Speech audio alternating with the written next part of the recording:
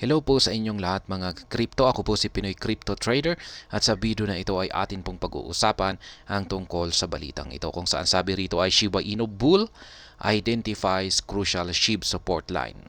Project surge to 40 digits tapos 3. Ayan.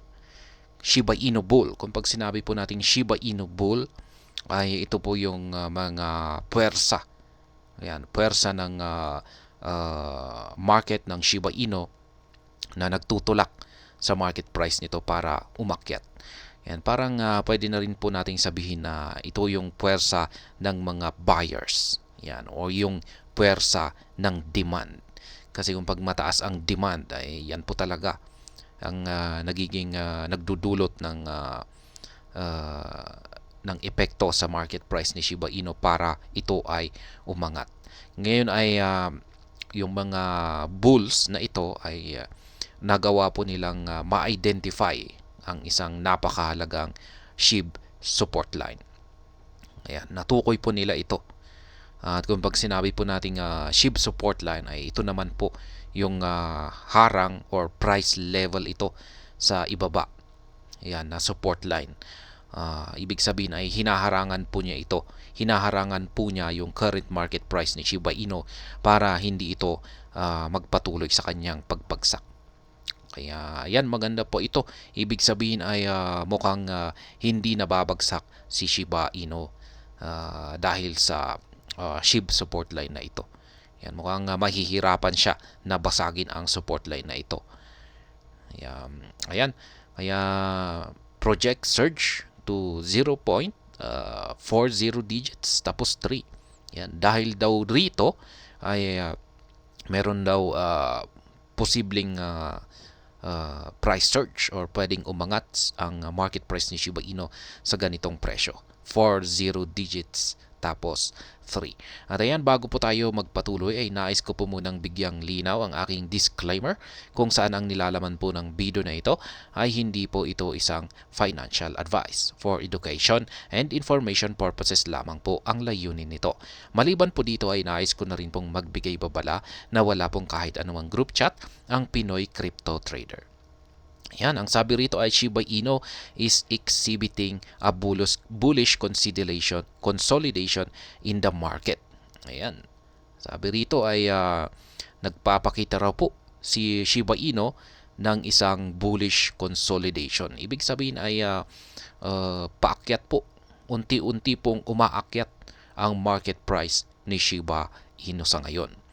Ayan, with SHIB Knight identifying a defined support line for the altcoin. Ayan. Yung analyst po na nakapagsabi or nakakita sa support line na ito kay Shiba Inu ay walang iba kundi si SHIB Knight. Ayan, isa po siyang kilalang crypto analyst dito sa community ng Shiba Inu. Ayan, which may benefit all traders tracking its price. Ayan.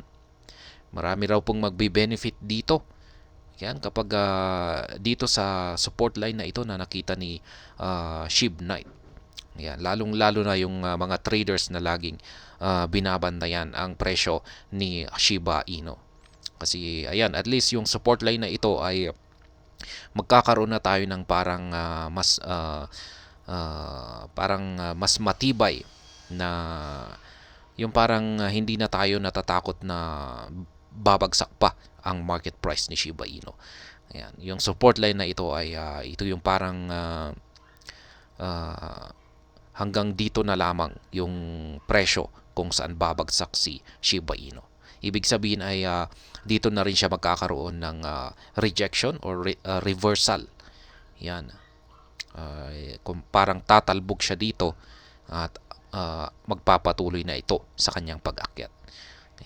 Kaya yan ang sabi ni SHIB Knight dito na magkakaroon ng benefit. Yan, kasi magkakaroon tayo ng confidence. Yan, mas matibay na confidence na makakabangon na si Shiba Inu. Ayan, according to SHIB Knight, Shiba Inu has been retesting a crucial support level. At ayan, 50 digits, 721 price threshold. Yan po, yung support level ayon kay SHIB Knight. Ayan, na talagang kung saan nagkaroon ng retesting si Shiba Inu. Ayan. Markahan po natin yan sa ating chart. 50 digits 721. Yan daw po ang crucial support level. Yan, crucial. Ibig sabihin ay napakahalaga nito. Per the chart he shared, the token has rebounded successfully at this support level at least 4 times. Ayan. Dito sa kanyang chart na nandito ay pinakita niya na 4 na beses na tumalbog. Yan, nagkaroon ng rejection ang market price ni Shiba Inu. Yan, kung makikita natin, ito po yung kanyang chart. Ayan, isang beses dito, 2, 3, ayan, 4 na po ngayon. Kaya, ayan, meron siyang linagay na trend line dito sa itaas. Kung pag nagkaroon ng breakout dito ay, ayan, aakyat po siya. Ayan, with the asset now trading at the same price level with a likelihood of rebound, SHIB Knight said a local bottom might be formed. A bottom is formed on a crypto chart when its price does not drop below that particular level consistently. Ayan. Shiba Inu has not had the best of despite massive growth in several ecosystem fundamental. Its price has slumped as low as 13.3% year to date, showing that the launch of Shibarium had little impact on its growth in the past quarter. Ayan, basta yan po yung point dito ni SHIB Knight. Ayan, malinaw naman po yung kanyang chart dito. Ayan, at kung pag nagkaroon tayo ng breakout dito sa kanyang trend line, trend resistance line dito, ay ayan, dyan po magkakaroon ng pag-akyat or surge si Shiba Inu dito sa mga susunod na araw. At hanggang dito na lamang po tayo sa video na ito mga ka-crypto. Sana po ay inyong nagustuhan ang aking paliwanag dito. Kung inyo po itong nagustuhan ay paki-click lamang po ang like button nito. Para naman po sa mga bago lamang dito, kayo po ay aking inaanyayahan para mag-subscribe. Paki-click na rin po ang bell icon nito dahil ito po ang siyang magsisilbing notification nito sa mga bago kong videos na akin pong ina-upload sa aking YouTube channel na ito. Marami pong salamat sa panonood. Ingat po tayo lagi at God bless po sa ating lahat.